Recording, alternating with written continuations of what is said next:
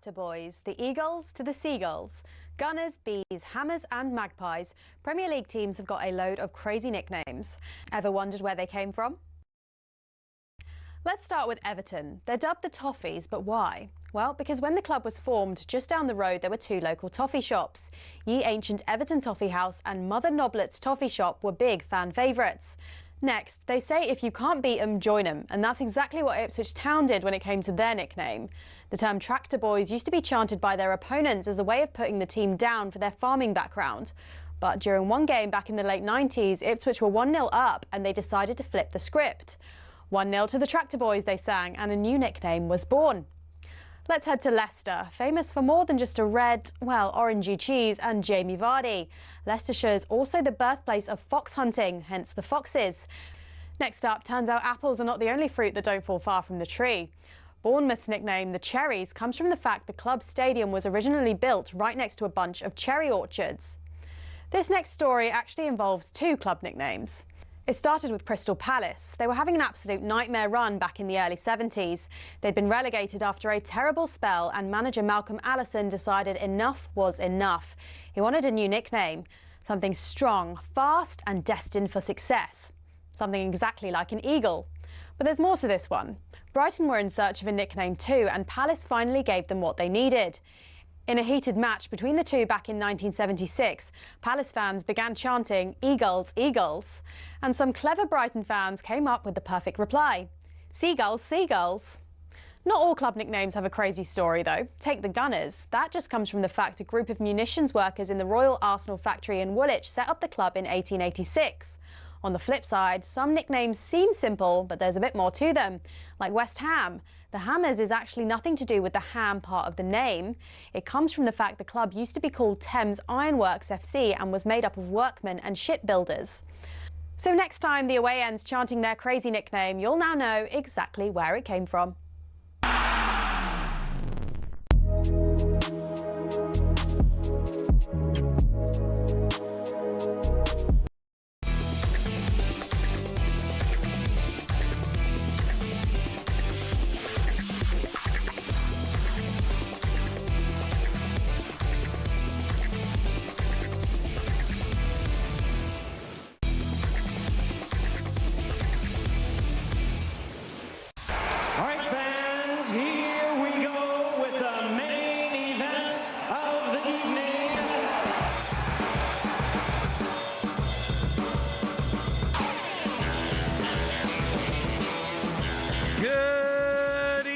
Welcome to the Sports Bar and talkSPORT. Me, Jamie O'Hara. Him over there, Jason Cundy. Has anyone seen Jamie O'Hara play paddle? Seriously, can you me paddle? Your boys are one hell of a beating Gabby Ag on the what? Gabby Ag like a disaster. Can you hear me, Flabby? Gabby, Flabby, Gabby, Flabby, Gabby, Flabby, O'Hara, Flabby. Can you hear me, boy? You took one hell of a beating the talkSPORT paddle competition, do you a favour? And he says he didn't win a set. What's going on? What's going on? Get on with it, we are. Shame the sports bar. Can you hear me, sports bar? You took one hell of a beating. His lob, lazy lob, lazy lob. Your lob was terrible. Can you hear me, lob? You always took one hell of a beat. His backhand, what backhand? His overhand smash. What smash? Can you hear me, escape plan? You always took one hell of a beat. His slide. Slide, do me a favour. His drop shot. What drop shot? There was no drop shot. His tights. What are you wearing? What are you wearing? What tights were you wearing? You're like Spider-Man. His hurty back. Oh, the poor hurty back. Oh, my boy. Can you hear me, hurty back? Your boy's talking out of a beating. His tender calves are the poor. Come on! The poor calves.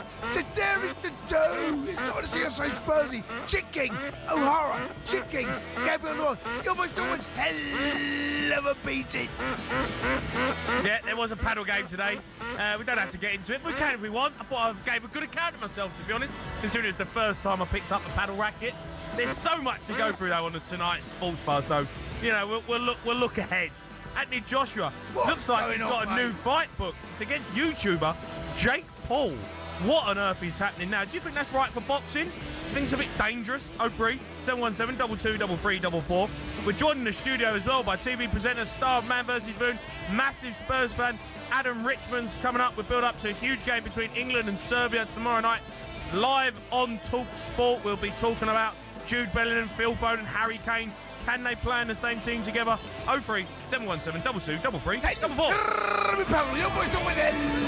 Never beat it. Hello, mate. Hello, mate. Honestly. How are you? Disgracing the sports bar. What do you mean disgracing? Absolutely disgracing the sports bar, mate. What do you mean? I was ashamed to be part of you today. You and Gabby, mate. Gabby, Flabby, you and... Honestly. Absolute disgrace. Hold on a minute, right? Absolute disgrace.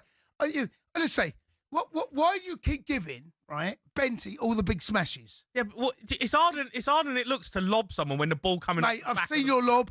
It's a poor lob. Seen my lob of you. I've seen your lob, mate. I saw it about 5 times today, right? Yeah, but that's Benty, every time Benty saw your lob, Gabby, you get a good old smash. Listen, Gabby was given before we played. Gabby gave me some insight. He said some info. I've never played paddle.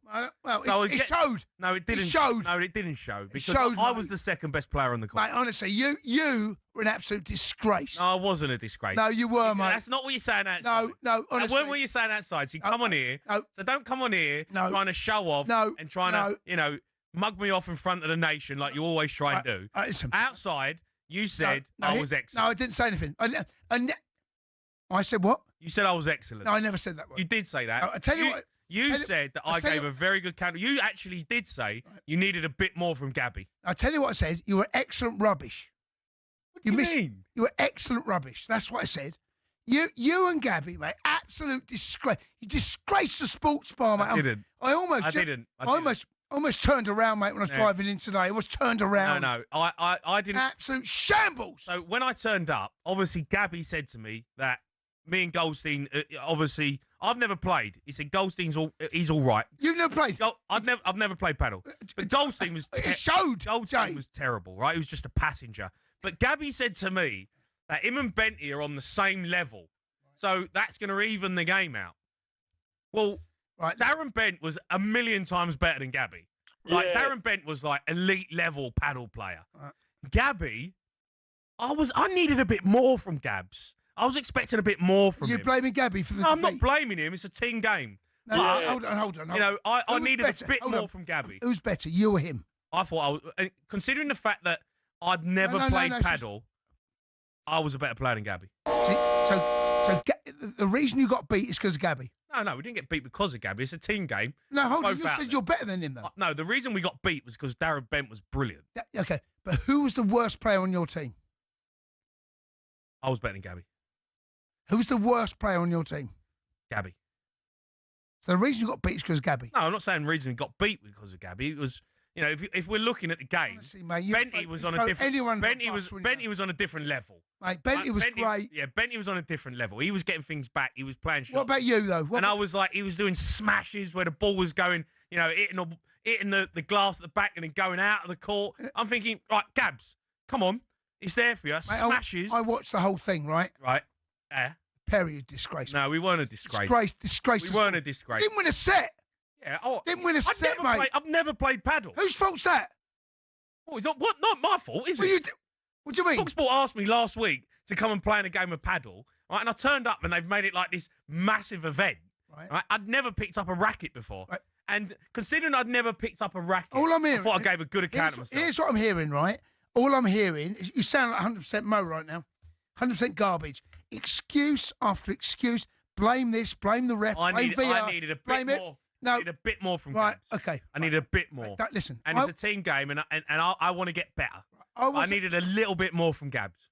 So basically, it's I'm not blaming him. I'm not blaming him. You just have. But he said he was on the. If we're saying that he's on the same level, was what he said. Me and Benty are on the same level.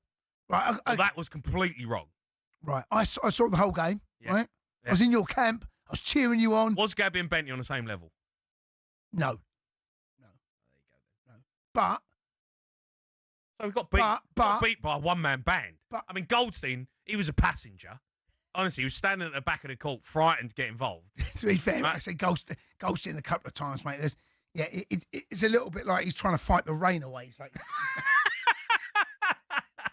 It looked like he had an umbrella in his hand most of the time. But mate, honestly, I was relying on you, right? What do you mean you're relying on me? How can you rely on me? I've never played. Right, okay. You give it big licks all week. I did not give it big licks. You gave it big licks. No, you did. Last night, you did, mate. I wasn't afraid. You said... I didn't. I underestimated how good Benny was. You said you were elite. You sound like Garinda. No, I didn't say I was elite. You said you're elite. First time I ever played. I've played tennis and I've played pickleball. I've never played What paddle. ball? Pickleball. I've played pickleball. What's pickleball? It's a mini tennis. Mini tennis. So you thought because you played tennis and pickleball, you thought you'd be like... Was I bad? You, mate, do you know the way Was you I spoke? bad? The way you spoke... No. Don't forget how I spoke. No. I'm You going know, it's like a boxer. You're gonna back yourself, right? And you go out and you get knocked out in the first round, but you still Right. go out there and back yourself. You took a whooping. We didn't get Mate, whooped. you got whooped, We didn't mate. get whooped.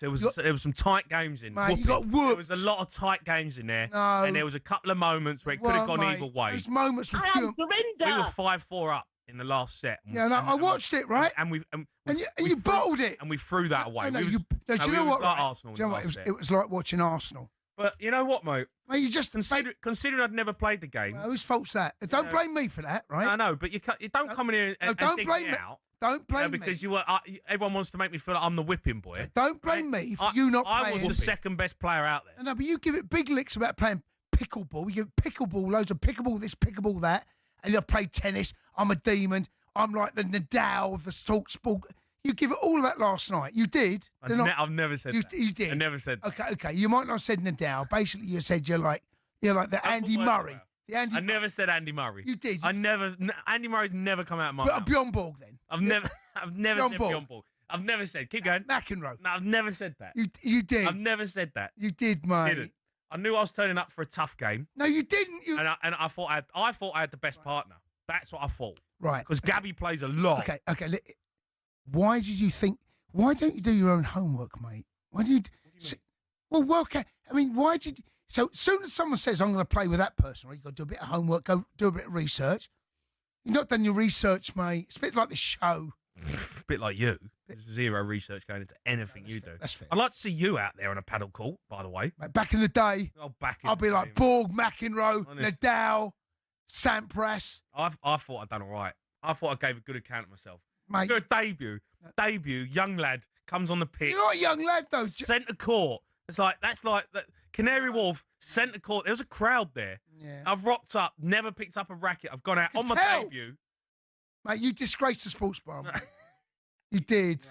No, you did. You're out of order because you was all nice to me out there. No, you disgraced the sports bar. You was all nice to me out there. I wasn't nice out there. No, you was. No, what I did, right, I didn't want to hurt your feelings back there. And now it's like being in front of the media. You know what? What about Gabby, though? What about Gabby's performance?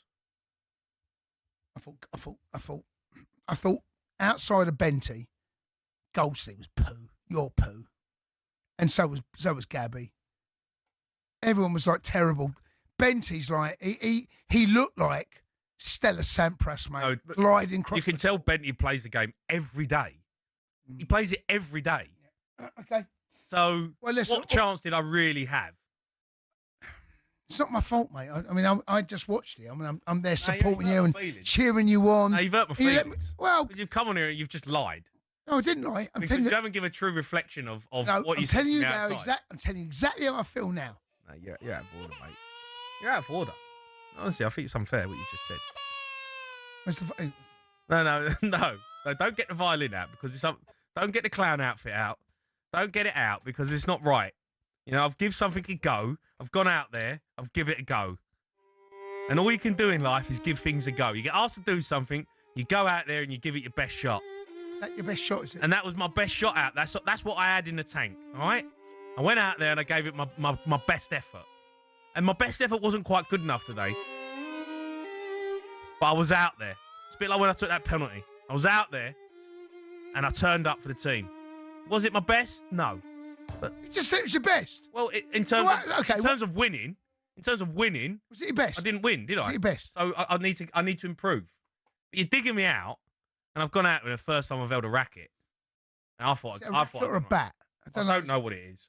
Well, how about you learn the terminology? What a game! Paddle, what a game! Now you're trying to shift it. No, it was what a game. Well, look, take the clown out. No, I'm leaving it on, mate. No, I'm leaving it on now. Being unfair. I'm not leaving it on. I gave my best. I don't know if you did, mate. do you mean you don't know if I did? I don't know if you gave it your best. You think I could have? Well, you think I could have performed better? Well, do you know what? When you went down with the old back, the hurty back, I'm looking at you thinking, That's sore, mate. yeah, I think he's looking for a little bit of a respite. He don't want the.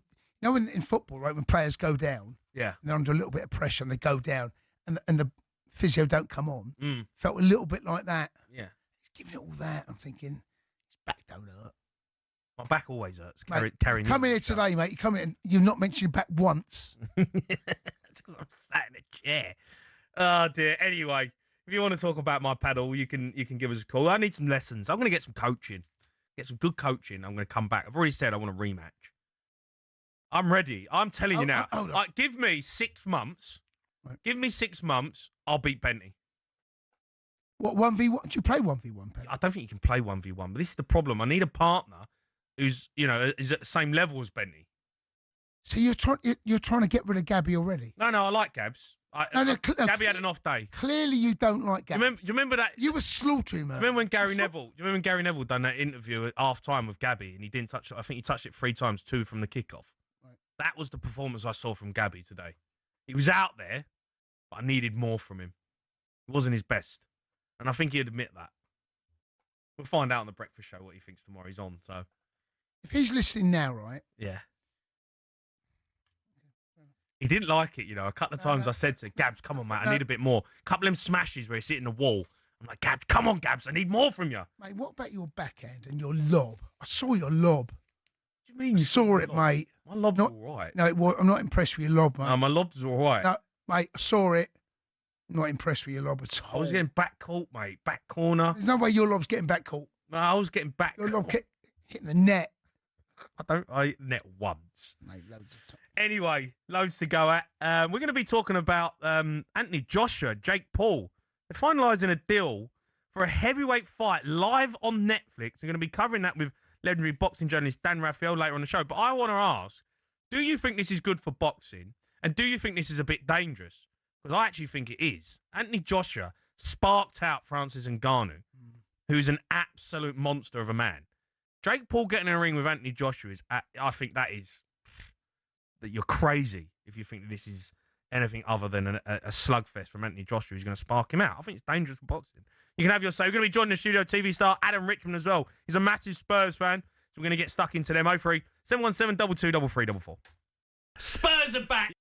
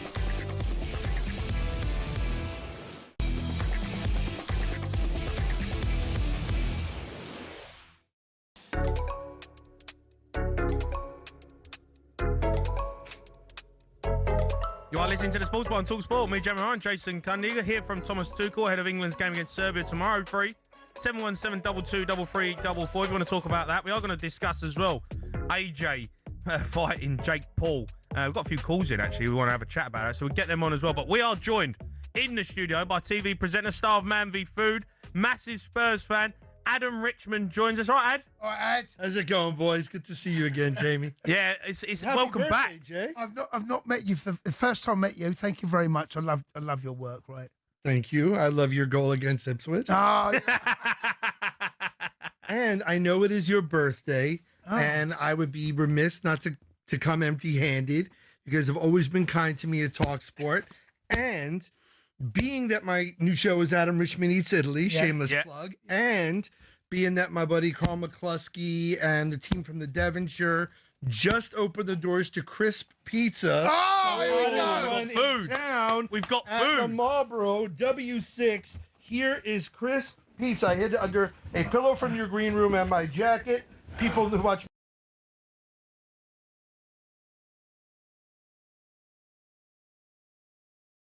back on. Mea culpa. It's fine. Shoot. Don't worry, I said don't worry. shoot. I said Don't worry, don't worry. my Got shirt time. back on. Anyway, I hope you enjoy. Many happy returns. So we've got You know pizzas what? already. We have Crisp Pizza, the hottest ones in town. That's We have their good. Vecna. Can we just spread them out? Go on, Joe. No, Joe demolished about 3. You're the birthday boy. Which I am. tickles I'm your on a pickle? diet. I burned 1,000 calories today. You know. I'm gonna. In honor of Ad, Jason, I feel I should say, has anyone seen Adam's diet? I'm going straight in, right? Come by. Everyone knows the rules. Oh, that looks good. Is it as crispy? That looks really good. I'm gonna hang a thing. Are you not doing it? Straight in with the food. And it's just shameless, this, right? Yeah, it's great. You know, just straight in eating, no messing about. Haircuts? Yeah. You got to. Mm. Ad, I've got to talk to you. Obviously, we'll start off. You've got a new show coming out. I do. It's called Adam Richman Eats Italy. Talk Correct. us through it, because I mean, Cundy's going to Italy at the weekend. Which I just heard. You're going to Bologna, right? I am. I'm going Friday. You keep. This must sound amazing. This is the grossest ASMR ever. So, season 1 of the show, I did Adam Richman Eats Britain. Yeah. And like I said, I made the map of my menu. I went to iconic cities, and I tried the dishes that the world fell in love with that are actually named after the cities where they were created. I had cheddar and cheddar, Bakewell tart and Bakewell, a sandwich and sandwich, Aberdeen Angus and Aberdeen, and so on. Season 2, I did football, as you know. Yeah. And then this season, Adam Richman Eats Italy, making the map my menu again, going to the places that not only birthed the dishes that bear their name, ragu bolognese. Yeah, ragu bolognese in Bologna, but pesto genovese in Genoa, carciofi alla romana, like Roman artichoke in Rome, you know, cacio e pepe in Rome, but also like cutlet milanese in Milan. And then the big thing is this, man. It's not just about having really good food in these cities. It's honestly about eating in Venice like a Venetian. Don't go to the tourist traps. Don't go to the things that are not from Venice. If the dish says alla Veneziana and you go to these places, you're eating with locals like locals do. The Trattori's. They're the ones, right? There's a bunch. So there's a gradient. Ristorante is usually the top and is very fancy. Then there's trattoria. Trattoria is like sort of family-owned, somewhat casual, traditional recipes. There's osteria, which tends to be a little bit fancier depending upon where you go. Then there's bodega and bar. And there's a place in Venice we went to called Bar al Arco, the Bar of the Arch. And they do like Venetian tapas, and they are breathtaking. Now in Bologna, that's the birthplace of mortadella, the original bologna. So you're going to want to go to a place called Simoni. Incredible. One of the best, most authentic. There is a place called Osteria Bodega that made lasagna bolognese so good I called my mom like almost in tears, like, I have only dreamed I have had lasagna before now. Only now in my fatitude do I see the real stuff, but it's brilliant. We also had a tortellini in Brodo. That's where the tortellini is from. Supposedly tortellini is shaped like the navel of the goddess Venus. And so tortellini in Brodo comes from Bologna. And there's these cakes and stuff, but the truth of the matter is Old Town Bologna, there's a plaza called Piazza Maggiore. And if you go around there, it's like everything looks like a painting. You turn the corner and it's just breathtaking. I mean, Cundy can't wait to go. I mean, you're a massive fan of Italy. He's been learning Italian. I have been learning Italian. What have you learned? Well, nothing. I have. If you've never, anyone that's ever learned a language from scratch before, it's incredibly difficult. But it is. My boy got married to an Italian girl in the summer, and I've been learning since January. But nice. Yeah. So come stai? Sto bene, tu? Sto bene, abbastanza bene, non c'è male. Tutto bene. Oh, che buono, che bella. So the thing is, the truth is, he's not wrong though. Like the language is like Frank McCourt said in Angela's Ashes. It's like gargling rubies. Like you go to a hotel breakfast, there's no scrambled eggs. There is uovo strapazzate. That's how you say scrambled eggs. If there's no breadcrumbs, it's pane grattugiate. And you're like, oh, that's hot. Like egg yolk is tuorlo. But it's great. I got to see a couple football matches. I saw the Apennine Derby, which is Fiorentina versus Bologna. And Fiorentina was some of the worst football I have ever seen in all my days. Really? It broke my heart because I remember the Batistuta matches that used to come through and the purple and the red and all the history. And it's such a beautiful, I mean, the Italian language comes from Florence. And they played Bologna, and it was like a rival, and Bologna was doing really well. That was when was it Bernardeschi had sort of gone from the youth system at Fiorentina to go play. And then, there's a few. I mean, it was nice to see Edin Dzeko playing again. But is it not Osimhen? He's at Napoli. Who is their striker in Fiorentina now? Who's Moise Kean, right? Yeah, maybe. Moise Kean, he's stealing a living. No, that's a hard. That's a There's a guy named. No one steals a living in football. Fair enough. It's easy for a chubby guy who eats for a living to say that, but. No, I mean, it was. I remembering how good he was at Everton. They have a midfielder named Dodo, and he's got like a little battery in his back. He was really terrific. I bet the atmosphere was unbelievable. It was. I mean, it was a derby match, but it was the idea of Fiorentina being 19th out of 20 in Serie A, and Bologna was 5th or 6th. And I met a few British people that recognized me, and they were like, "This is some of the worst football, mate." And it was crazy, but also being in Naples when they played Eintracht Frankfurt, the city grinds to a halt. And I remember saying to my crew, like, pray they win or draw. Because things are going to be bloody terrible. And, you know, there's a mural of Diego Maradona on every free wall. They call it Maradios, like Maradona God. And it's the wildest, most untamed stadium I've ever been to. And that's part of the charm, right? That's part, because they won the title last year, right? We've all seen the image of the fireworks now, Naples ground to a halt, and the whole everyone it felt come out for that particular occasion. Absolutely, it's been a while. But let me ask you, I need to come back to you talking about food. And of course, if there is but there is. I mean, if there is you're just interviewing about your weekend. No. If there is one country in the world that if I did your job, all right, that I would say, if you've got one country to go to and I want to talk about the food of that country, Italy has to be number one. I can't think of another country in the world that would be a higher of that country. If it wasn't number one, who is? I mean, I think it's definitely in the GOAT conversation, but I think Spain, Japan, both stalwarts when it comes to food. I had, as controversial as it may be to say, I had amazing meals in Israel. I had amazing meals throughout, like, Vietnam when I did my. So this show was like super emotional because, like, Tony Bourdain was my mentor, and the last time we hung out was in Rome. And so I got to go to these restaurants, but he and I used to share places like all the time. And his favorite place on earth was Vietnam. And he set me up with some spots in Vietnam when I filmed there. That place is made of magic. And when you have the exchange rate in your favor, it's pretty good. Ad, we've got loads to talk to you about. You're going to be with us till 11. We're going to discuss Tottenham as well. We've got the London Derby coming up, the North London Derby we're going to talk about. Also, we're going to talk about AJ versus Jake Paul. We've got a few calls in, and we're going to get you on. 03 717 22 3344.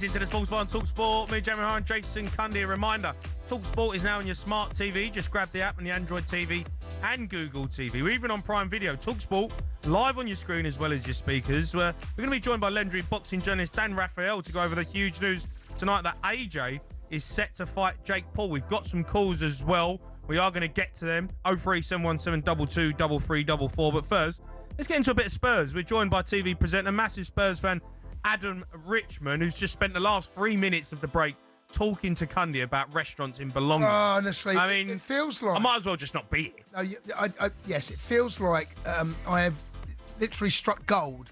I go to Bologna Friday morning, and Adam is telling me about the restaurants. And I said, can you get me in? He's literally texting the guy now as I'm not... Adam, Got you. Yeah, Osteria Bodega is a very special chef, like very well respected, but authentic. They are from Emilia Romagna. Everything is done authentically well. The tortellini are incredible. The lasagna is life changing. It's like proper real ragu. Oh, spectacular. But football. Yeah, let's talk a bit. He's coming. I know. He's coming as a spurt. Oh no, it's all good. Incidentally, I would be remiss. One of the head chefs here at Crisp, who makes the hot sauce and everything, as I was leaving, goes, "Oh, talkSPORT. Tell him I said, come on, you Blues." Out the shelves. And I was like, oh boy. Well, let's talk a bit of Spurs, because we know you're a massive Spurs fan. I am for my sins. Obviously, Thomas Frank's come in.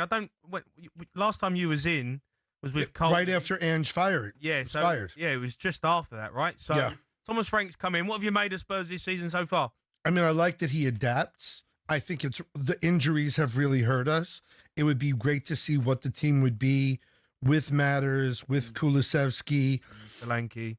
I mean, yeah, I mean, Favour you two, honestly. well, no, the thing is, you have Kudus who can get into the final third, and he's like the anti-Traore. Like, he can get into space and effectively cross into the box. The thing is getting on the end of it. And I've never thought necessarily, I don't think he's a bad player, but I don't necessarily think Richarlison is the guy. It's nice to see Dane Scarlett getting a run out. Yeah. It's nice to see Brendan Johnson really chip. And I always was a big Jed Spence like advocate. And I think it's look, there are just certain players that I think their ceiling is profoundly high. I think Mickey Van de Ven is a Rolls Royce. He's unreal, isn't he? It's just his ability to play both sides of the ball, that coast-to-coast goal he played. But I also think to a significant degree, when you're looking at like Arsenal's window and the sheer prestige that the club carries, like I understand now that Spurs have been a banter club. When I started supporting them, and it was largely I love Rafael van der Vaart, I love Gareth Bale, I love the whole, I love the ethos of Tadaris to do. It's tattooed on my wrist. Oh, come on, Ad. It's tattooed on my wrist. Ad. All right, I guess they're not going to eat anywhere good in on, Bologna. mate. I'm so sorry. I'll send you somewhere nice. I think they have a good McDonald's there. He slaughters Tadaris. He slaughters it. Why? Tadaris to do. You do nothing, Ad. Oh, I'm not talking. Well, yeah, you mean like during the transfer window when you have a team with the never. caliber of making Come on. the final of the Champions League final? Look, You're basically you can't. battering his tattoo. No. That tattoo's on my heart as do. much as it's on my wrist. Look, at the end of the day, you can't tell me. And like, didn't Daniel Levy even admit that he kind of took his eye off the ball with the stadium? That I know Poch, and like I loved Christian Eriksen at Ajax. I remember when he came over. I was at the Battle of the Bridge when we abdicated to Leicester. I was there as well, Ed. Yeah, I bet you were. I bet you were. And Eden Hazard picks that one game to score that blinder. But that was what I mean. I think that there is a difference, like a tactical awareness. So when you're 2-up in a must-win game to play an expansive high press, when players are getting tired, you have Diego Costa, like just the most... He kicked Toby Alderweireld in the knee, and I saw Kyle Walker going. Good challenge, mate. It was a good tackle. Remember that? Yeah, it wasn't a good tackle. It was a tackle. It was Alderweireld left on a stretcher, and there's this moment that I actually took a photo of. I couldn't believe it. The play goes down by the corner flag. Kyle Walker tries to run, and Diego Costa wraps around his leg like Curious George, and I was like, "Oh, what's going on?" But at the end of the day, to do nothing in those two transfer windows when you have a coach that has the dressing room. Dele was still quite at the height of his powers. Yeah. You know what I mean? And you had... Do you think we can get back to that? Do you think this team under Thomas Frank. There just needs to be a balance, right? It's like I'm a Miami Dolphin fan, again, for my sins. And sometimes we'll have a passing game, but no running game. Then we'll have a running game, no passing game. Then we'll have one of the best defenses in the league, but no offense. I think that right now, between Christian Romero, between the contributions of Paulinho protecting the back line, Van de Ven, I love Pedro Porro. You have Jed Spence and all that speed down the left side. That for me, what? Honestly, it's amazing listening to Spurs fans. The way you're talking, right? Mm-hmm. I thought you'd be top of the table by 5 points. Incidentally, how is Michaelo Mudryk, the guy that was supposed to walk on water? Well, do you know what, right? He's got his own issues right now, but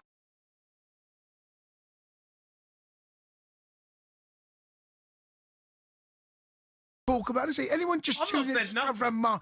honestly, you're just as bad as him. No, you know what's annoying me? I don't know if talk- you've seen this ad, right? What's annoying me at the minute is I'm seeing a lot of stuff on social media. Mm-hmm. Spurs fans saying that we made a mistake with Thomas Frank, and I'm seeing a lot of like this one in dressing room moment that Ange Postecoglou had. I think when we got to the final, you know, and we of the Europa League, and everyone's saying we've made a mistake. Look at this guy, and then there's one moment of him standing on the side shouting at players to pass it forward, pass it forward. There's 2 moments I've seen of Ange Postecoglou where now Spurs fans are going back to saying we made a big mistake. We should have kept Ange. Who's saying that? There's a lot of Tottenham fans are saying it, mate. I know, but you know what your Spurs fans no, are let me like, finish. mate. Let me finish. You lot. And I'm getting quite sick of it because Thomas Frank is a top manager. Mm-hmm. He is a brilliant manager. No, but he wins a game at home then. He's come in with an average squad of players, you know, with a few stars here and there with Romero, Van de Ven, but it's an average squad of players. And we are sitting really in an half-decent position in the Premier League. And he's just started. He needs 2 or 3 transfer windows to get the best out of this group of players. Some of them will leave and we'll get new players in. But to say that we've made a mistake with Thomas Frank, I think is remarkable. And to go and say that, you know, we should have stuck with Ange is absolutely ridiculous. The guy was a fraud, in my opinion. We were 17th last season. We lost 22 games. And people sit there and go, we made a mistake. We were playing exciting football. I watched some of the football last season, and I know you did. It was awful to watch. It was awful. Well, so they say the definition of insanity is doing the same thing and expecting a different result. I just think, first of all, you see the really good clubs are working in players from their youth side. That wasn't really done before. But I think there's a fickleness. Lord knows football Twitter is just ridiculous. Everyone hates on someone, and then the second they decide to hang up their boots, it was like, class player, always loved what you did. Yeah. What a legend. So there goes that man again. Game's gone. Really. But meanwhile, you were like, oh my God, he's cancer on the pitch. Like 2 months before.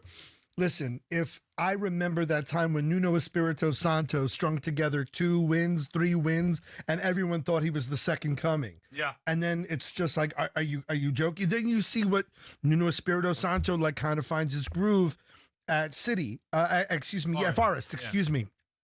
And then you see all of a sudden Marinakis down on the pitch. I think that the good clubs, to me, there's that synergy between the front office and the back. We still have Don Paratici as our sporting director, right? I think that there's still a lot of talent in the youth side. And yeah, maybe it's cockeyed optimism. We certainly don't have the trophy case of Chelsea and of Arsenal. I admit this. No, we don't. But by the same token, I remember when Liverpool was signing Fabio Borini, when Brendan Rodgers was going, if you want to achieve it, you have to believe it. And like all these things on that special. And then everyone's like, oh, perfect, that's perfect. And then all of a sudden, like Fabio Borini scores on his opening, just like he did for Chelsea, and then disappeared, just like he did for Chelsea. I'm not saying that we've had perfect transfer windows. Roberto Soldado had 2 more goals than I did. But I think that it's a matter of finding the good players, buying into a certain system that the coach has. And I think we've seen Thomas Frank play and adapt and use Pop Sar in a very different way and bring Brendan Johnson back. Add. Listen, honestly, I'm listening to you. Do you want me to sit there and hate my own club, brother? No, but the propaganda I'm listening to here, like I said, anyone listening to this that hadn't known about the Premier League, listening to him talk about like last season, right, which was terrible. Listening to you two going back and forth. Your home form is relegation form. Your home form is so bad, Ad. explain that away. That needs to be explained. I get it. You're good away from home, but at some point, something's got to change. Either that changes and you get worse, or that changes, you get better, and eventually you find your level. But at the moment, you're home. You are terrible at home. Spurs are back. You're acting like Caicedo's first season was good. No, you stink at home. You stink at home. Come on, let's be honest. But you're also, You stink. like we talked about just now, Fiorentina. Fiorentina is like a legendary club in Serie A, and they were toilet. Ed, let's talk about Spurs. Man. No. Let's go back. Come on. Forget. What do you want me? No, but what do you honestly? What do you want me to do? No, but you can't hate on your own club. Like at the end of the day, No, but you can be honest. 100%. You stink out the new stadium every game. I saw you against. I can't concur with that. Yeah, you did. Bournemouth stunk. Wolves, honestly, how they should have got their first win of the season, right? A Pellegrini, a late goal, stunk the place. Villa stunk the place out. My mob turned up. I think we that tickle your there's a tummies, difference stink the place between out. Stinking the place, like there is a difference. Like stinking the place up is what Germany did to Brazil in the World Cup. You know what I mean? That's like what Titanic and the iceberg. That's stinking the place up. I think that truthfully, you can't fight with one hand behind. It's great if Kudus is swinging and crosses to who? I think that, can I be honest? Like, I work with the New York Mets back home. I grew up, my mom's a Yankee fan. My dad's a Met fan, went to both stadiums. A coach in those sports can directly affect play profoundly. A coach can. A coach can say swing away, bunt, steal, walk, steal that base, hold up your running. The catcher can say what pitch this time. But you know as well as I do, a football coach kind of winds up the top, builds the watch, winds it up and lets it play. You can scream all you want. You can pass little notes to your subs. But at the end of the day, if your player is going to do something ridiculous or stupid or fall over and get assisted by wind and score like a worldie for Tottenham, thank you again, is just this very rare opportunity. And I think, and it's the redemptive power of football. I remember what people were saying about Wayne Rooney before the bicycle kick over City. I remember what people were chanting. It wasn't nice. It wasn't the legendary hosannas they give to the kid from Croxteth now, right? So, yes, we could be better, but we need a good striker. I think that Simons is a heck of a player, but you have to play to his strengths. He hasn't found his feet yet, that's for sure. We're going to talk to you about the World Cup as well. That's coming up next because it is happening in America next year. We're going to see how that's going down with Americans. That's coming up next.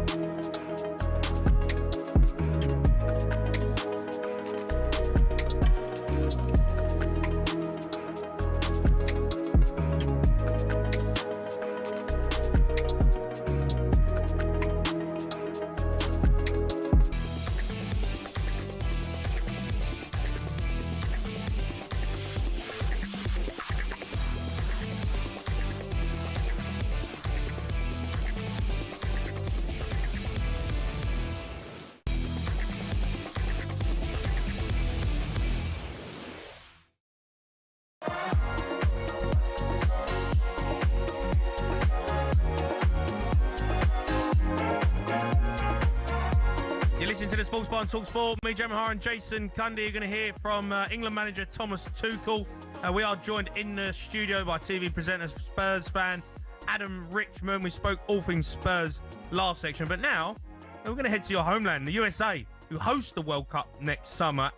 It's obviously going to be a massive event. Can't wait for it. It's the biggest event in the world whenever it happens.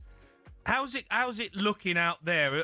Have the fans got on board with it? Because the Club World Cup, for me, was a bit, didn't really catch the fans. I don't think a lot of people understand it because, let's be honest, the draw and who gets to participate in the Club World Cup is the most random, psychotic thing. Honestly. It's like, the Blues won in 2008, and also Jupiter was aligned with Mars, so Palmeiras gets to play, and now Flamengo comes in because we like the jerseys. Miami got in there. The funniest thing, though, the moment of the Club World Cup is Cole Palmer reacting to Trump on the stage. Yeah, and Rich James going, "You still here?" But just like the whole thing, and it's Cole Palmer going, "What's he doing here? What's he doing here?" And it's so true, and Trump has no clue about that. Like it's the moment like when European clubs go to play their preseason stuff in America, and the ball gets kicked into the crowd, and Americans think they've got a souvenir. They're like, "Yeah!" It's like, no, you have to throw it back. It's not baseball. Like there's a clock ticking. I mean, like you need to throw it back. They're like, "Yeah!" They're taking pictures, and like the ref is like on the touchline, like, "Can we please have the ball now?" And it's also you have the expats going, "Throw it back, you numpty! Throw it back! What you doing? Don't take the ball!" And they're all like angry. Is the World Cup going to be a big thing for Americans? I think this is the first World Cup where it hasn't changed networks. It's largely been within the NBC Universal family. So you can watch games on Peacock and USA and on NBC. And I think now more than ever, and I'm friendly with Greg Berhalter and a great guy named Michael Kammerman who works for U.S. Soccer. It went from a period where you have barely any Americans playing abroad to now having Americans in Champions League sides, playing for Chelsea back in the day and playing at AC Milan, playing at Barcelona, at Inter, at Juventus, and Fulham. And I think that there's something, once you go, oh, Christian Pulisic isn't just like a generational talent for Americans, but he was great in the Bundesliga. He played in the Premier League and actually had a very good FA Cup. The USA garbage, Joe. Huh? The USA garbage. I don't think they're garbage. They're just not as good as I think a lot of these teams. No, but the amount of people you've got out there, right? Huh? The amount of people you've got to choose from out there, it's pretty embarrassing how bad USA are at football. I think there's a different... Here's what I'm going to say. Culture in Britain or Brazil, let's say, for example, that's the sport you play. If you want to play your way out of the hood, you want to play anything. In America, you can become a millionaire playing baseball, playing basketball, playing American football. This is the very first generation for whom soccer, European football, is accessible and understandable. Reese Witherspoon is on talk shows saying how her kids love Calafiore. The idea of that happening even 4 years ago is absurd. The idea of Will Arnett talking about how much he loves Liverpool, Tom Hanks talking about how much he loves Aston Villa. That's fine. They adopt teams. But then when you start hearing American like politicians and whatever opining with even me, right? Like I'm a kid from Brooklyn and I grew up with all the American sports because we couldn't watch it. Then Satanta comes along, the beIN Sport comes along. And then finally you get a chance to read. And you chose Spurs. Because of Gareth Bale, largely. Right, okay. Because of Gareth Bale and Raphael van der Vaart. But I want to go back to something, the point that you made there about being a generation, because it is. But it does feel to me that this is the best we've seen Americans, in my lifetime, adopt or prepared to adopt soccer, football, whatever you want to call it.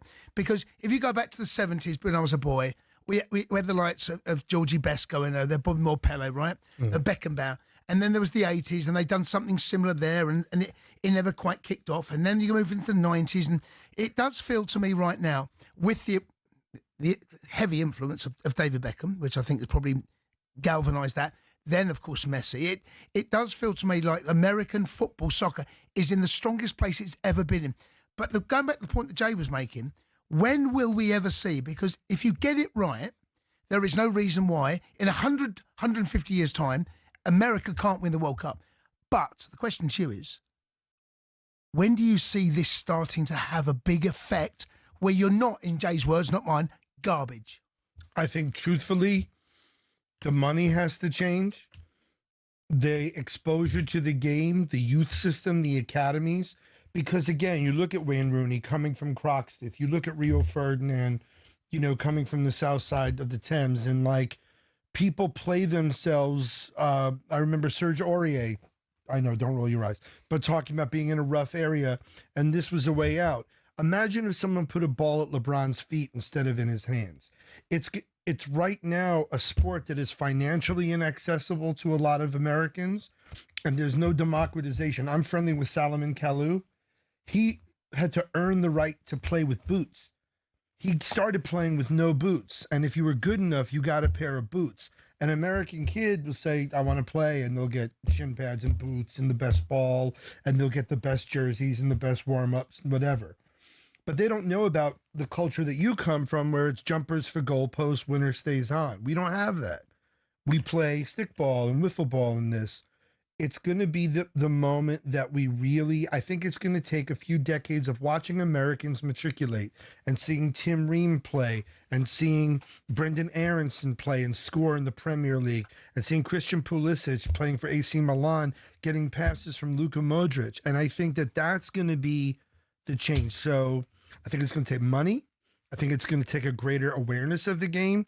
And it's going to take a greater acceptance of the game. Better grassroots as well, I'm guessing. 100%. It has to be, right? Yeah. Like, you look at how many players, look at Jamie Vardy working at a prosthetics factory, playing with an ankle monitor on and all these things, and then all of a sudden becomes a talisman for Leicester in a season that saw their owner die. And the whole Nigel Pearson thing. And to see this thing occur. And also, look, it's the collusion of just the right player. There's a kid that plays for Philadelphia Union, 15 years old, stunner of a player. And then you start seeing other players. Americans are in La Masia training with Barcelona. You got Serginho Dest playing with them. Remember Freddie Adu was a great player and Championship Manager back in the day. Do you remember him? Oh, my God. Freddie of course. And he was good on Champ Manager. It's true. Yeah. And that's the thing. He was the boy. But also, you had, there were like, it was, for one generation, maybe Kobe Jones coming through and playing for Coventry. Then it was Landon Donovan coming through and playing for Everton. The homie, one of my dear friends who I love with all my heart, the mighty Deuce, Clint Dempsey, season single leading goal scorer for Fulham when he played with Zamora and Pavel Pogrebniak. And then, of course, wore the shirt of the mighty Tottenham Hotspur. He got me tickets to my first ever match. The NLD, which we lost handily. Yeah. Listen, we've got to let you go. Just before I let you go. No, you don't. I'm just going to stay here and eat pizza. Birthday boy. I'm going to the green room, man. We're going to talk. Adam Richman Eats Italy. When's it out and where can we watch it? Early 2026 on Food Network UK and Discovery Plus. And if you missed the first two seasons, Adam Richman Eats Britain, which kind of might be one of the best shows I've ever done. And if it's my love letter to Britain. And Adam Richman Eats Football, my love letter to the beautiful game, are both on Discovery Plus. Okay, you're a legend, mate. Thanks Back again at you, pal. for coming in. Absolutely amazing. We're going to take calls as well next. AJ is set to fight Jake Paul. Do you think it's good for boxing? Do you think it's dangerous? 03 717 22 33 44.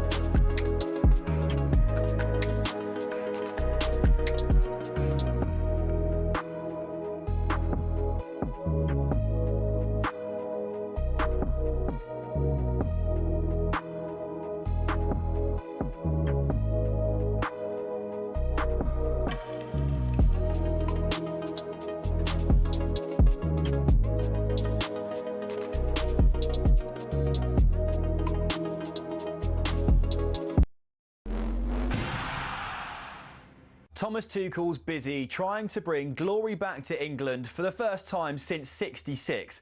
But how did he get here? Well, from the sleepy town of Krumbach via some giants of European football, here's his journey to Wembley. Sitting around 60 miles west of Munich, Krumbach's population is less than 14,000 people. But Tuchel's friends there remember a boy whose ambitions lay far beyond the Bavarian community. His will to win was evident early. Tuchel often captained his youth football teams, and his school side lifted the national German football trophy in 1987. The sport took the young defender on a whistle-stop tour of South Germany, from Augsburg to Stuttgart and then Ulm. A knee injury ended his playing career at the age of 25, though. Tuchel accepted his first coaching role in the Stuttgart youth setup in 2000, hired by none other than Ralf Rangnick. Under Tuchel's stewardship, the club's under-19s won their league title in 2005. But Stuttgart chose not to renew his contract, feeling Tuchel had an abrasive personality. He went on to manage Augsburg's second team before spending 5 years at the helm at Mainz. He then followed in Jurgen Klopp's footsteps and moved from Mainz to Dortmund. Here, Tuchel secured his first major silverware, the German Cup, in 2017. 8 more major trophies came next for Tuchel in just 5 glorious seasons. He won 2 Ligue 1 titles and a pair of domestic cups as PSG boss.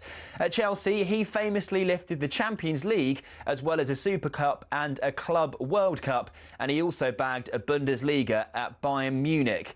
And then, 4 months after leaving Bayern, Tuchel was unveiled as England's new manager.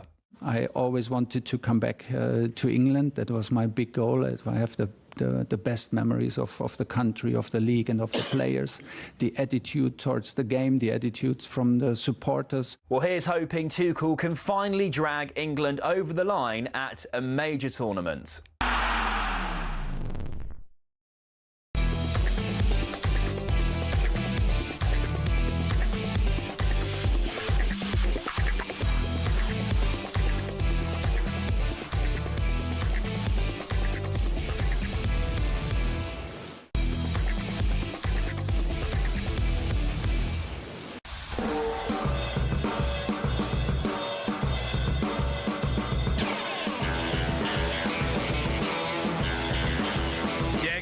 Listening to the Sports Bar and talkSPORT. Me, Jamie O'Hara and Jason Cundy. Still to come, we're going to hear from England manager Thomas Tuchel ahead of a game against Serbia tomorrow. It's live on talkSPORT. But first, huge story tonight. Anthony Joshua and Jake Paul finalising a deal for a heavyweight fight live on Netflix. talkSPORT's very own Spencer Oliver joined Kickoff earlier tonight, where he provided his immediate reaction to the news. Listen, guys, you know, we were very shocked by this breaking news that Anthony Joshua is going to be boxing Jake Paul in December, because we all thought it was about that journey to winning the World Heavyweight Championship for the 3rd time and going down in the history books. We thought he was going to have a warm-up fight before going into a big fight, maybe in the summer with Tyson Fury, and it now appears he's chosen a Jake Paul fight over that dream of becoming a freeweight world champion, which is big news to me as well, by the way.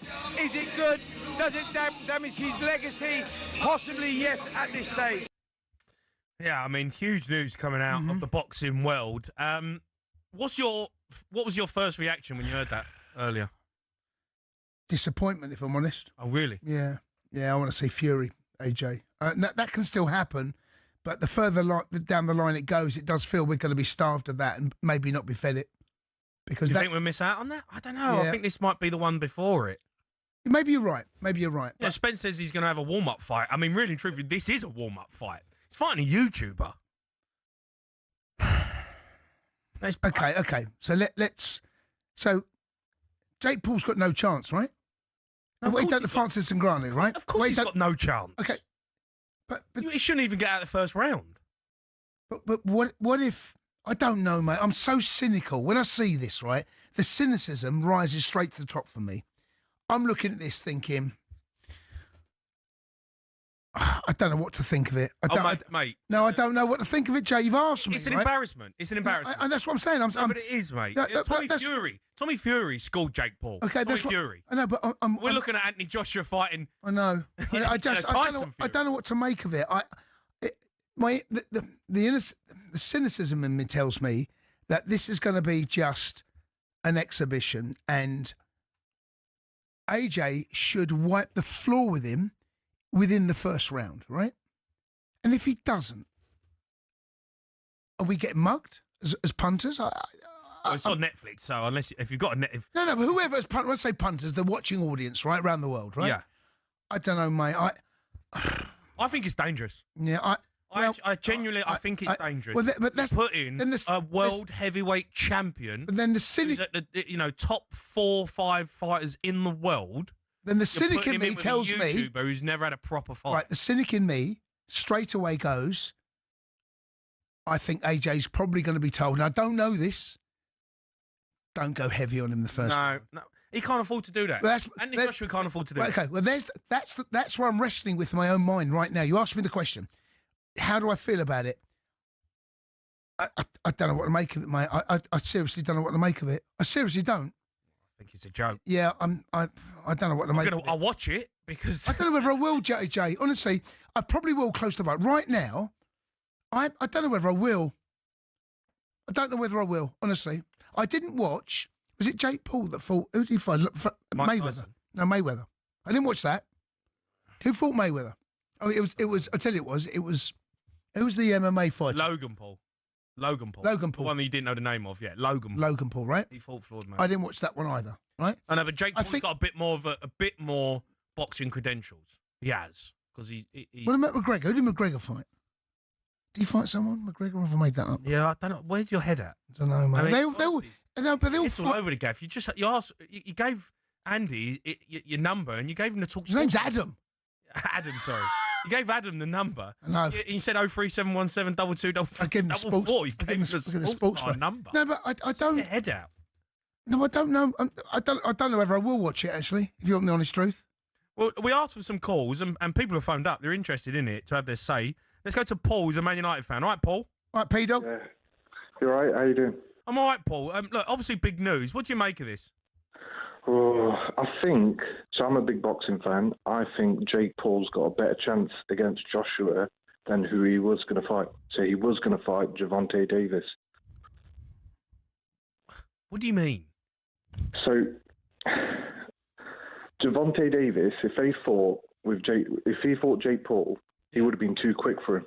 And the rules for that fight were going to be different. So bigger gloves on, so it would have negated the power. But he's 60 pounds lighter than Anthony Joshua. Yeah, but Joshua's going to be much slower. And he ain't slow, though, is he? He's not slow, is he? He's going to be slower than Gervonta Davis, who was a lightweight. So I think Jake Paul's got nothing to lose.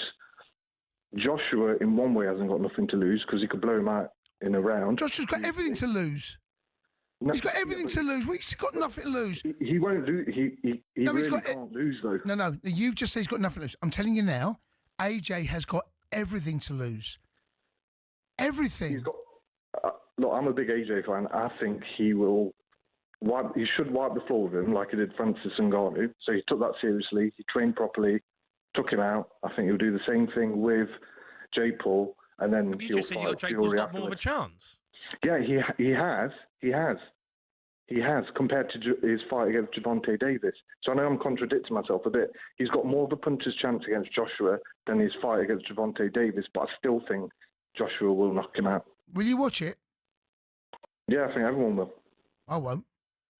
Why not? I bet you watch it. You love boxing. I do love boxing. Well, definitely watch it. Okay. Don't sit here and say you won't watch it. You right, will watch it. Okay, right. I probably will. But right here, right now, I'm saying I won't. Right here, right now. If the fight was tomorrow night, I'd say no. I wouldn't watch it, right? I didn't watch the fights we just mentioned there. I didn't watch those other exhibitions. This ain't an exhibition, though, really. I mean, oh, it is. Come on, let's not dress it. It's an exhibition. These exhibition fights now, they are reaching levels because the money is obscene. I've not got a problem with these guys, Jake Paul, AJ. No, but I do have a bit of it. I don't have a problem with the money. I don't have a problem with any of them making money, all right? I'm all for people making money, all right? Fine. I've got a problem with this one. Why? Because Anthony Joshua is a two-time world champion who is one of the best fighters we've seen over the last Where's your decade. problem lie? My problem lies is that Jake Paul's a YouTuber and doesn't deserve the right to be in a ring with Anthony Well, don't Joshua. buy the fight then. We don't. I know, but it's dangerous. But don't buy the fight. Like it is. I think it's dangerous. I think it's a dangerous fight. Jake, we saw what Anthony Joshua had done to Francis Ngannou. Well, listen, we saw everyone sorry, witnessed can we- that, can we right? stop- Francis Ngannou is a monster of a man. Can And we- he can we- absolutely sorry. sparks Can we clean can we out. stop talking about these now? Can we come back to earth? Right? There is only one reason, and there is no other Well, reason. money. Right? But I can't agree with that. But No, that's this the is- only reason. I know, Jake. It's not a football match. No, no. This is a fight. I know, but what I'm People saying are is, going in there. I Their know. health is at risk. But the only reason they're put doing someone it, in there in a ring, I know, Jay. and you say the only reason we're doing it is for money. Yep. That don't sit right with me. Fine, then don't buy when it. We've seen boxers die who got punched in the face. I know, but Jay, the reason they're doing this is for money, right? There is nothing else for it. There's no belt. There's no prestige. It is literally. It's like watching It literally is like watching the biggest man in the world fighting a bear. That we did think, oh, what's going to happen here? That's it. There's no belt. Yeah, I know, but that's dangerous. Right. Okay. Fine. If you fight a bear, you could die. I know, but the only reason that fight, that man v bear, is on is because they know people will pay for it. Yeah, but that's where I think that's a problem. Well, I think that's a the problem that audience we're is looking there. at. I The think that's a audience is massive there. problem that we're looking at right now. Is that people are prepared to watch a fight, and these people are prepared to put on fights because they're all going to get I know. they're all going to get their pockets. There's eyeballs. There's They're all eyeballs gonna on it. Get millions in their pockets. And look, I know. it's- fine. You want to make some money. Eddie Hearn, all that matchroom, they're going to make a fortune, right? Fine. Jake Paul's going to make a fortune. Anthony Joshua makes a fortune. What about the fact that he could go in there and get seriously hurt? Every fighter does that. Takes that risk. I know, mate, but they're matchups. Oh, Jay, They're you're proper right. matchups. Jay, you're right. Anthony Joshua don't get in a ring with an amateur boxer. He doesn't because they know it's dangerous. It doesn't happen. You No, don't but put they- Anthony no. Joshua in a ring with I don't even want to hear a Saturday fight. If Jake Paul worked on the sports, okay, let's say you're Jake Paul, Okay, go on. right? So I'm never getting in a ring. I'm not getting in a ring No, with no, Anthony but- Joshua. what about if I offered you No, right. 75 million, I'm not getting in a ring with Anthony Joshua. I could get killed. 100 million, No, I'm not getting in a ring with Anthony Joshua. 200 million, He'd kill you. 300 million, No. 500 million, Money's not everything, Jake. 10 billion. No, I'm not getting in a Yeah, ring yeah. with Anthony Joshua. I know. There's more to life than money. All right, they both got loads of money. The pair of them are multi-millionaires. 100 billion. I'm not getting in a ring where I could potentially die. But Jake Paul, listen, look, I've watched him fight. He knows how to throw. He knows. He knows how to fight. He's not an idiot, but he's an amateur boxer. I know, of course. Right, he's an amateur boxer. But are you worried for him? I'm worried for Jake Paul getting seriously hurt. I'm more worried about how this is. I know the rhetoric. I know exactly what's coming. You're going to get Gareth A. Davis and all these Yeah, other we'll guys. buy into They're it. all going to go. Quid. They're all going to they'll all buy into it. They'll all be. Yeah, I know, mate, but it's but that's fine. That's a problem. But for me. everyone's earning a coin out of this. Yeah, but that, Everyone's somewhere's earning it out. I And know, someone. mate, but I get it, Jace. I hear you, and I get it. And if it's a football match, Harlem Globetrotters turn up and play Real Madrid, and you go, oh, no, what an event. But we are talking about two men going in a ring Yeah, you're right. who are basically it's- trying to knock each other out, who could potentially seriously damage their health. And you are putting an amateur boxer in a ring with a two-time world champion. No, but it's been done before. This is. It feels like. It feels I like. don't feel like this has been done before. The genie's This has out. not been done before, Jay. The genie's out the bottle, mate. It's been out the bottle for a while. I don't It has. It has been out the bottle for this conversation. I'm not happy with it. The whole farce that we've seen before. I just, it's about money, and I don't have a problem with that. Earn 100 million, earn what you want, right? But we're the suckers. Whoever pays for that fight, well, it's like, wonder what's going to happen. It is a little bit like watching a man fight a bear. What's going? What if the man gets the bear in a headlock? Well, that's where we go. We think we know what we're going to see. I also question. I don't know if I can say that. No, go to break. Okay. I don't. You can have your say on this. We're going to talk Thomas Tuchel as well in England, but it is an interesting debate. We've got Dan Raphael coming on at 12:30 as well. He's going to have his say on it. 03 717 22 33 44.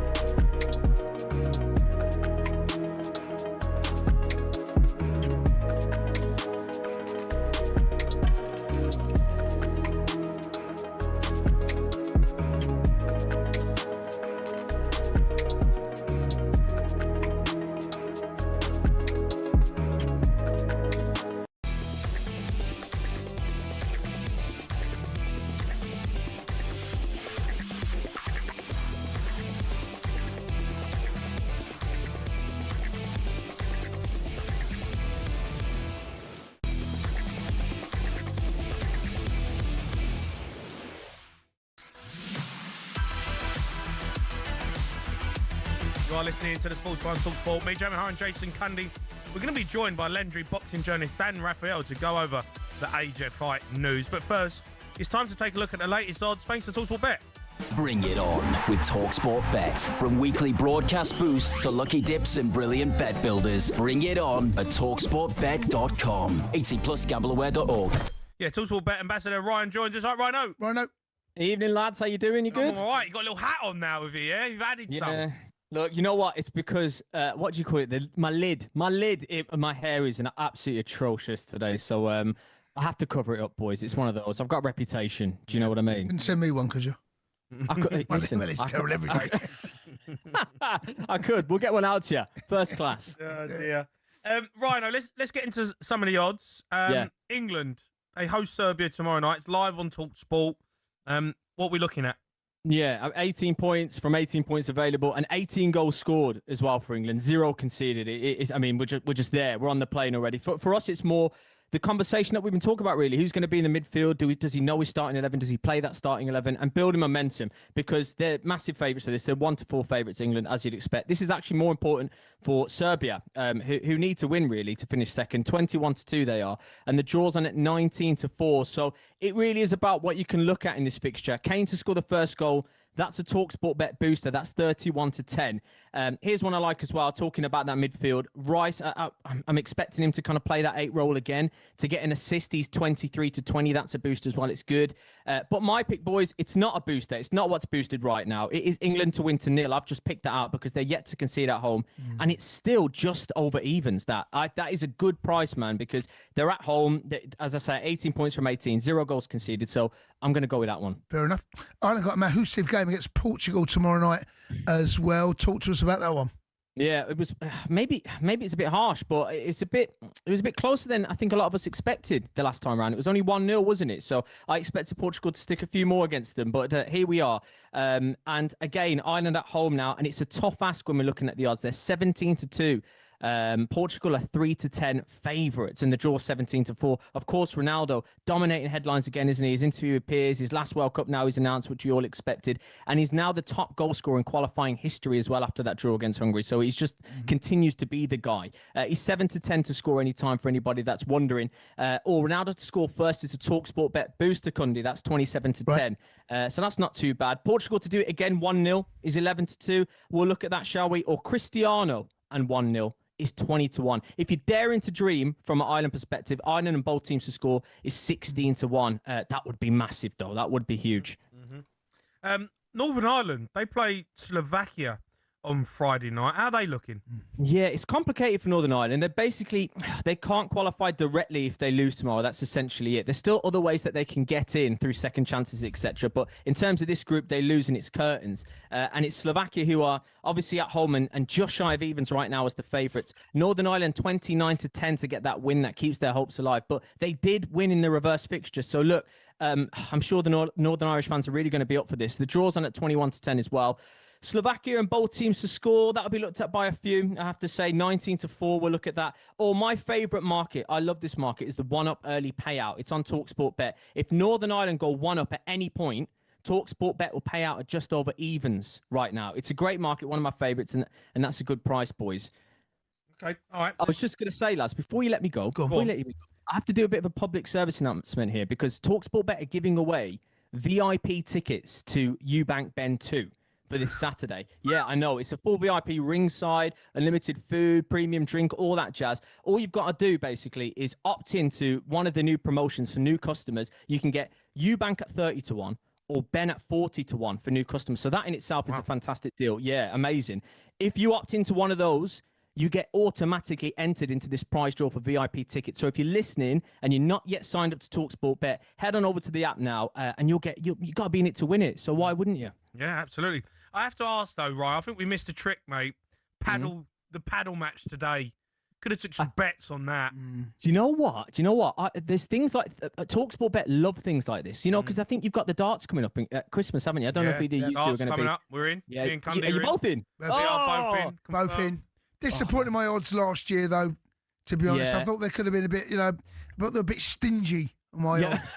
Well, listen, I'll have a word with the traders. Right, you know, okay. Cundy, I know some people now. It's a year's past since then. But that is one of my favourite days of the year. But we can price the darts up, and we can probably get the paddle going as well if there's a little bit of a rematch. Yeah, we probably could, yeah. There's a lot of love for paddle at the minute. You know, I think it might become a regular thing.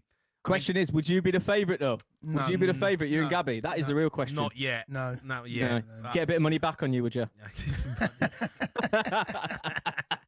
Rhino, you're a star, mate. See you later. Cheers, Rhino. Boys. That was a look at the latest odds. Thanks to TalkSport Bet. Terms and conditions apply. 18 plus. Began with dog.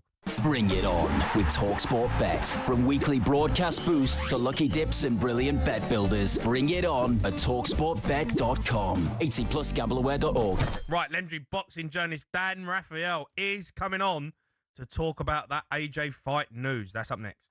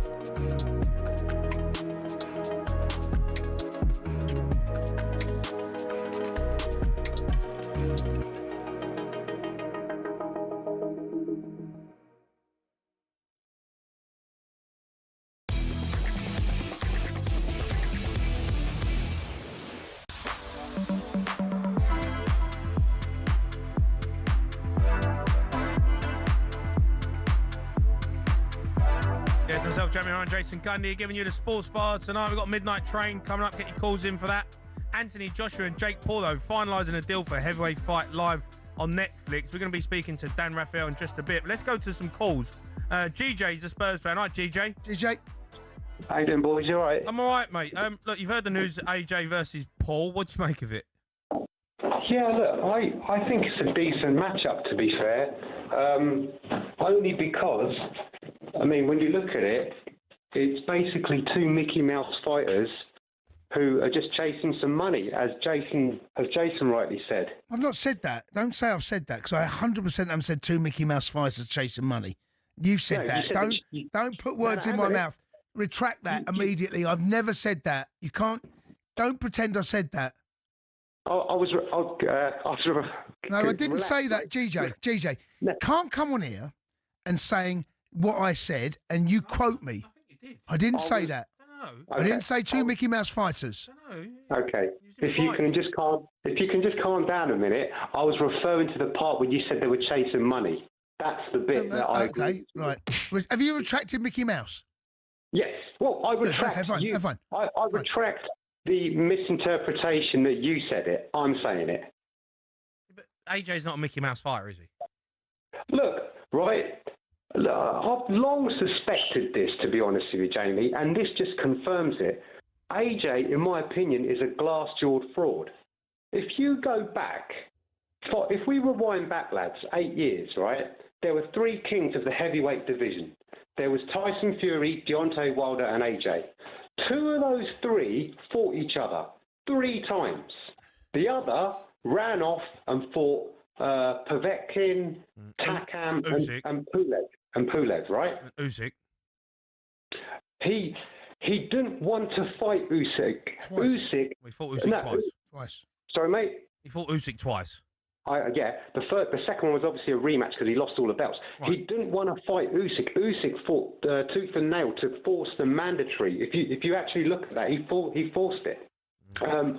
But he's never fought a hard puncher. If you look at his career, who's the hardest puncher he's faced until he fought Dubois? And look what happened. Well, Klitschko.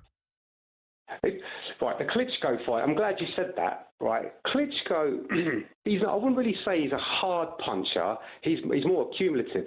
But when he fought Vladimir Klitschko, Klitschko hadn't fought for over 2 years and was coming off the back of a loss and was like he aged. You can see it, and even then he nearly knocked him out. TJ, I'm going to let you go because I've got legendary boxing promoter Dan Raphael who's joined us now. All right, Dan? All right, Dan. All right, I'm not a boxing promoter. I'm a boxing promoter. Who in the world was that dope that was just talking? It's GJ. I got a lot of problems with him. Go on.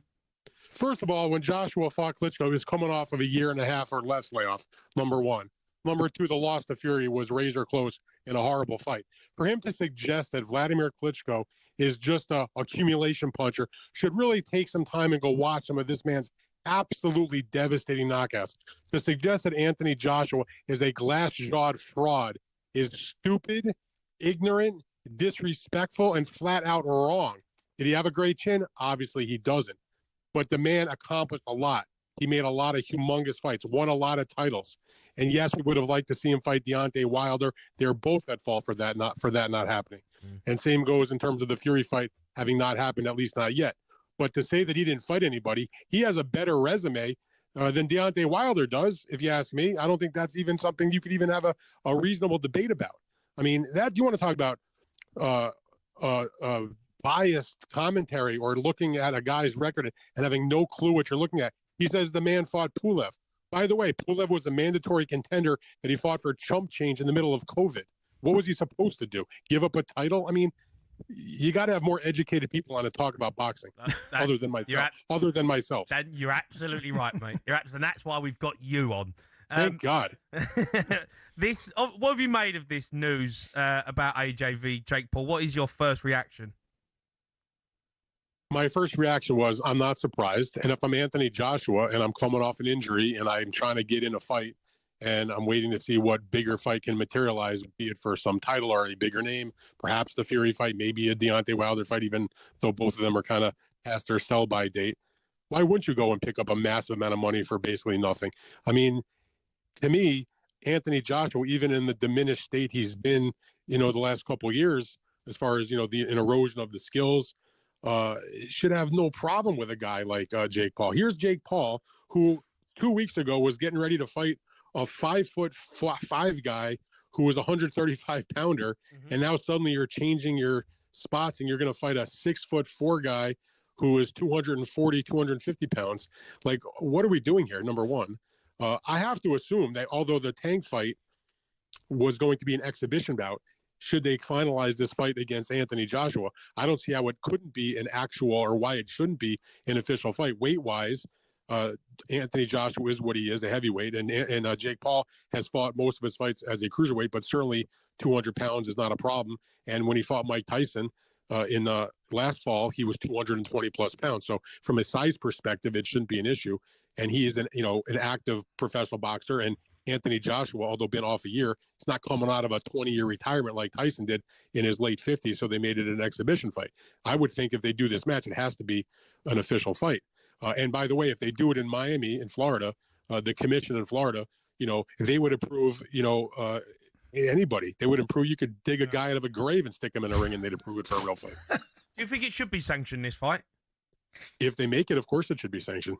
But why wouldn't it be? Do you think it's dangerous? I don't think it's any more. I mean, I think that Jake Paul probably gets absolutely knocked out badly, but you can go chapter and verse on any show you see with opponents and fighters with far lesser name recognition that are in equally big in mismatches. It's just that this is two famous guys who are going to do it. I know, but Dan, we are talking about Anthony Joshua, who is one of the best heavyweights in the world, fighting a YouTuber, and you can't get Tommy Fury beat him. You wouldn't put Tommy Fury in a ring with Anthony Joshua. Well, I'll say this. I hear exactly what you're saying, but I will say this, and I can't say I've never been a Jake Paul hater, negative guy, or no. I understand what he was doing here, but I cut him some slack because the Tommy Fury fight, however long ago that was, he's gotten better since the Tommy Fury fight. If you watch his recent events, there's no question that he's developed into a better fighter since that happened.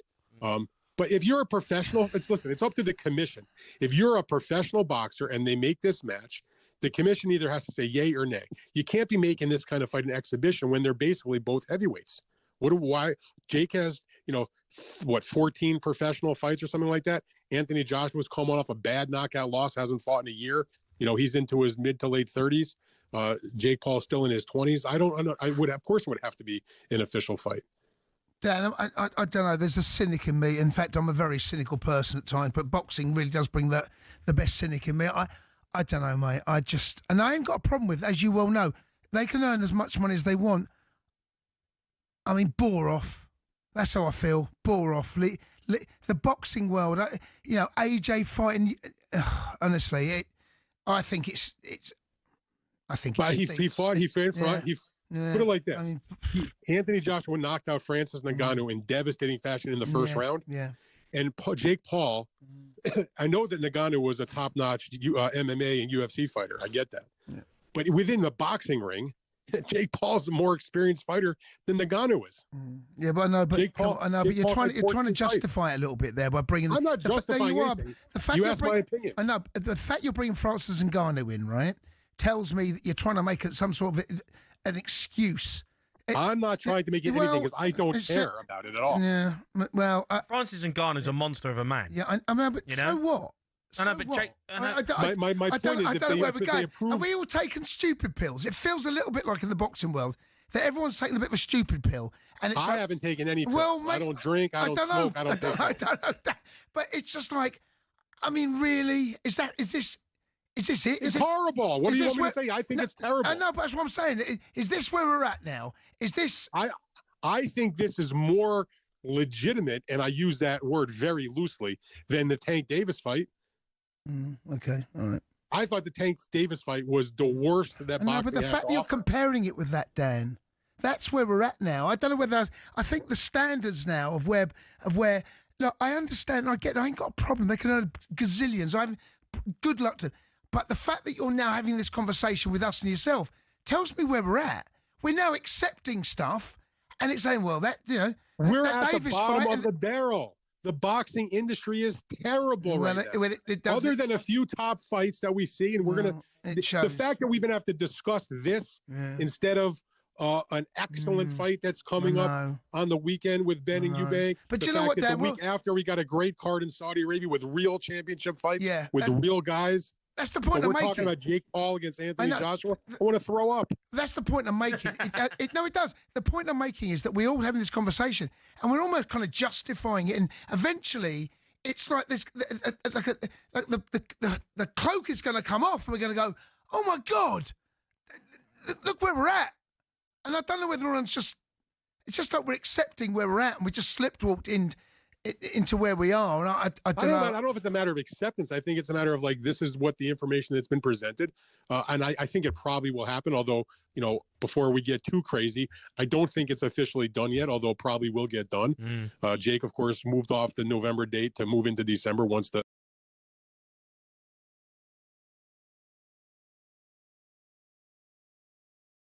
if they can finalize everything. If there's a silver lining, is at least there won't be a pay-per-view. They'll do it live on Netflix, which if you just have a subscription, you can watch it. So from that standpoint, the only thing you're giving up is maybe your time.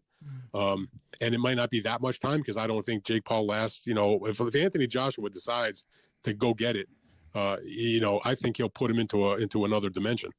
That's what I'm worried about. And the reason I said about the Francis Ngannou is because look what he did to Ngannou, who's, like you said, a mountain of a man who at least had, championship pedigree, even if it was in UFC. Dan, just lastly, do you think this fight tarnishes Anthony Joshua's legacy? Absolutely not. Did it tarnish Muhammad Ali's legacy because he went to Japan and fought Inoki in a grappler wrestling match where they flopped around for however long that fight lasted for? I mean, did it tarnish George Foreman's legacy when he went and fought, 4 guys in the same night in Montreal, or maybe 5 guys in the same night? I mean, these types of activities within the circus world of boxing have been going on for decades and decades and decades. So if he fights Jake Paul, whatever happens, it doesn't change the fact that he knocked out Vladimir Klitschko. Yeah. It doesn't change the fact that he unified titles against Joseph Parker, or he defeated, any number of the top guys he defeated. So no, it doesn't diminish the legacy.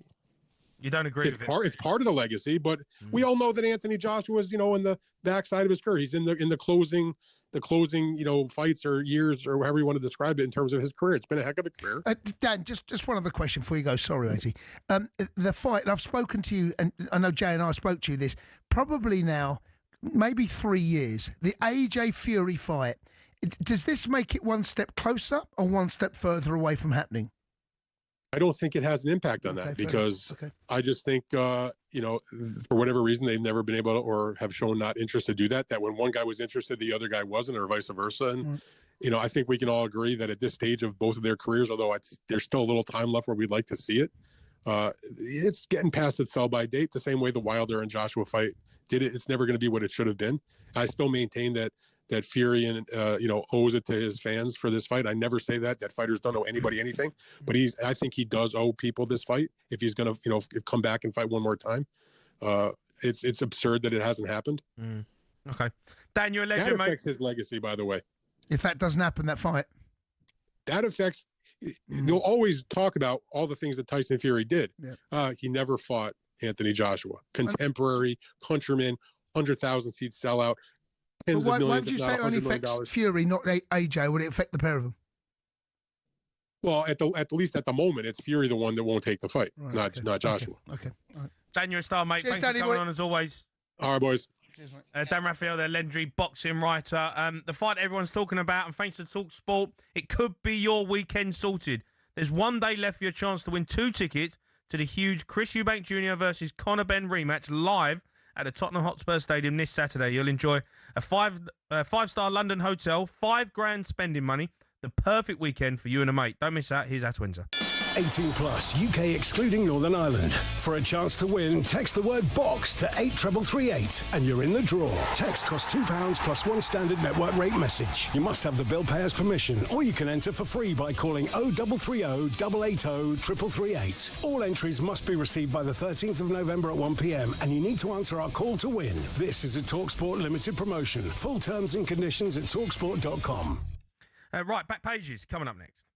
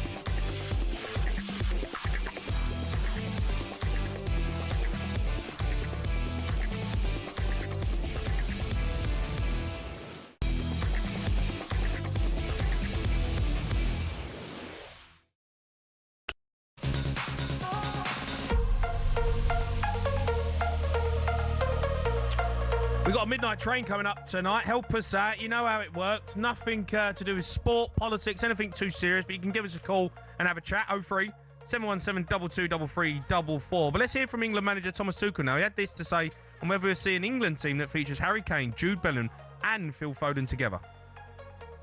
At the moment, if we keep the structure, they cannot play. They can, but not in the structure and not for the balance that we developed, and not for the structure that comes also with wingers who are like specialists in their positions. We play at the moment with a 6, 8, a 10 and a 9. There's a lot of concurrence, especially in the number 10 position. If you think about Phil, who could play there, if you think about Jude, you think about Morgan Rogers, who played fantastic for us in this position. You have Cole Palmer, you have Morgan Gibbs-White. So there's a lot of players, and there is the chance that we will not take everyone, simply to not because we don't like it, not because they don't individually deserve it, but we will always do what's best for the team. We will always do what's best for winning. We will always do what's best for a balance, and we will try to keep the clarity, even if it means that we have to take tough decisions. We take tough decisions in any camp, and this will not change when we go to a tournament. Yeah, it's Thomas Tuchel speaking there. Now it's time for the back pages.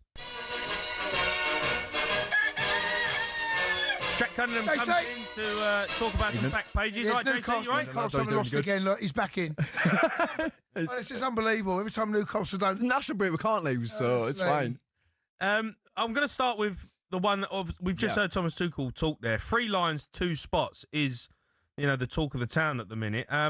So just tell us what we've heard him talk there, but that's obviously the big talking point. Yeah, of course it is. And I think, this was exclusive to talkSPORT as well, which is really brilliant to have. But what he's saying makes sense. I suppose England are going to play with one striker. We're not going to play with 2 strikers because I suppose there's too many players in the other attacking positions, wingers, centre attack midfielders, etc. He's already said he doesn't see Foden as a winger, so we're not going to see him on the left, which, thank you, because... Let's be honest, on the left. You can play on the right. Yeah, but on the left, during that Euros, it was so bad, that left-hand side. Him and Trippier just were non-existent down that side. Yeah. So I totally agree with that. Yeah, the right, fair enough, but I suppose on the right, there's Saka, I suppose, would be the starting option. So he's basically saying he sees Foden as either a 10, or even said, as potentially an 8, which is interesting. But I suppose, you've got a choice of Bellingham or Foden. You probably do have to pick one or the other unless you want to drop Bellingham further back. Well, I don't know if either of them get in. Morgan Rogers has been brilliant. Morgan Rogers has been brilliant. You've got Cole Palmer. You've got Cole Palmer as well. I love Cole Palmer. Come back into the team. That number 10 spot feels like the most competitive one, to be honest. We've probably got 4 of the best number 10s in the world. Yeah. Do you know what I mean? When you think about that position. The ability that these players have. That is there. You go around the world and you think about number 10s. Yeah. In England, them 4 players are probably getting any other international side. I think you're not far wrong there. And I think with Bellingham, it's interesting because he probably is the one who could play a bit further as a box-to-box midfielder, maybe. Just think you lose a bit, maybe as in a box-to-box midfielder, because then you probably have to play Rice as the defensive midfielder, and then you lose what Rice can offer. So I think this is kind of fair enough. And for me, it feels like it is literally one of 4 players: Rodgers, Palmer, Bellingham, or Foden. At the moment, I might lean towards Palmer, but I don't know. That's just. And I love the fact that he's not for turning. Here's my structure. Here's how I want to play. Yeah. And I'm not going to compromise. That is how it come across to me. Now, we don't know who is going to play at any point. I think we're also very quick to judge now that the modern games can change very quickly from the bench. And even though you might not start, you may still have an impact on a game. Isn't it? Yeah. And also, you can find yourself maybe on the bench in the first game, maybe on the bench in the second game, but you might have an impact on both of those games. And by the third game, you might find yourself in the team. And I think there's a lot of that behind the scenes, we're so fixated on best 11. I don't know whether there is such a thing as a best 11 in the modern game anymore, depending on who you play, where you play, at what stage of the tournament. The same team he's going to play against Iceland in the first group game, if that's what it is, in the semi-final against France, he ain't approaching the game the same way. No. And I think that team will evolve. And we're all very, this can't do that. Yes, it catches the headlines. 3 lines into 2 spots. Do you know what? I ain't got a problem with that. Yeah. If that's how he sees it, he's fixated. I've got my principles. I'm going to stick to them. And if you don't fit in my system for that game, tough. Get yourself in the team in the next game. And I think that's probably been part of the reason why we haven't succeeded, that we're trying to shoehorn Well, we definitely... Foden on the left. No, we definitely did. You know, that, didn't we? I think that's not going to happen with Tuchel. No, it's not. I love that. I love that. He's there to win the World Cup, but he's going to do exactly what he can to win the World Cup. Yeah, it's brilliant. Let hear it. Back page of The Guardian, Barca target Kane. Yeah, so Barcelona being linked with Harry Kane. We all know he's got a release clause next summer, £57 million. They see him as like Robert Lewandowski's replacement. And do you know what I mean? It feels like a deal that makes quite a lot of sense in a lot of ways for both. Barcelona, we know the financial problems, but they always find some way to sign the player anyway. Yeah. And Kane is at Bayern Munich. He's doing brilliantly at Bayern Munich. They could win the Champions League this season. They look incredible. Yeah. They won 16 games in a row. They only got a draw at the weekend. That's the first points they've dropped. Yeah, and he scored. And he scored. Yeah. So it seems like he's doing brilliantly at Bayern, and I'm sure he'd be happy at Bayern. But if Barcelona come, that is another tier of a football club. Well, I don't know. I think just. I don't know, mate. Bayern Munich. Do you know? I don't know. I mean, I would go as far to put Bayern Munich on the same scale as Barcelona, and then and then you think Real Madrid are above I think Real Madrid are just above. Just above. But Barcelona, for me, they're an incredible football club. But you can't take away how big Bayern Munich. Oh, no, you can't. No. They are a monster of a club. They are huge. And they've got a great side. I know, if that release clause is triggered at 57 million... Would you leave Bayern Munich and go Barca? Do you know what, right? For what he's done, he's seen what Lewandowski's done. I think he can go there and rip up La Liga, mate. Yeah, 100%. He can't. No, 100%. It wouldn't scare him. No. It wouldn't frighten him. No. No. And I think... Look, he's in an unbelievable position because if that is the release clause, and we're led to believe that's the case, right? Yep. Whoever buys him, obviously they're buying. When is it? Next summer. Yeah, this summer coming, right? Yeah, this summer coming. Yeah. Mm-hmm. Right. So, yeah, I mean, £57 million right here, right now, feels like an absolute bargain. It does. No, it is. Yeah. It feels like a bargain. Yeah, 57 million. The way Kane's playing now as well, even in his 30s, he's still playing at such a ridiculously high level. And because of the level of the standard, he's rarely injured. He's not one of those players you're going to pick up and think, is he going to get through X amount of games? Hardly ever injured. At every level, he's scored goals. He's done it in the Premier League. He's gone to Bayern.